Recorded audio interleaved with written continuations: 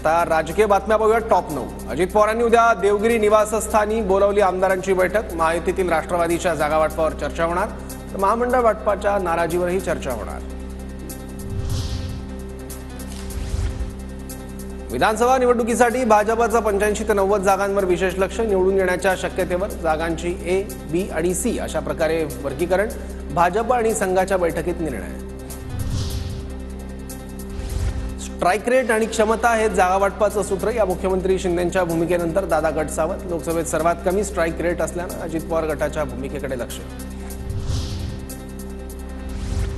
Jeep छाटू असं बोलणं योग्य नाही, गिरीश महाजनांचा संजय गायकवाडांना सल्ला। काल संजय गायकवाडांनी केलं होतं वादग्रस्त वक्तव्य। माझ्या वक्तव्यावर मी ठाम माफी मागणार नाही। विरोधकांच्या टीकेनंतरही संजय गायकवाडांची आक्रमक भूमिका। मनसे आगामी विधानसभा निवडणुकीसाठी रणशिंग फुंकण्याच्या तयारीत। मनसे अध्यक्ष राज ठाकरेंच्या हस्ते 21 सप्टेंबरला शनिवारी विजन वरळी उपक्रमाचं उद्घाटन होणार।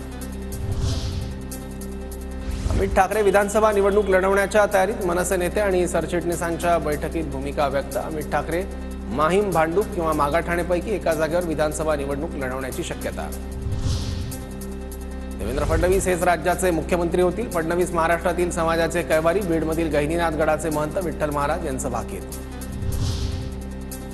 राज्यपाल नियुक्त आमदारांमध्ये 2 जागा बंजारा समाजाला द्या, अन्यथा विधानसभा निवडणुकीत परिणाम दिसतील। बंजारा समाजाचे धर्मगुरू कबीरदास महाराजांचा भाजपला इशारा।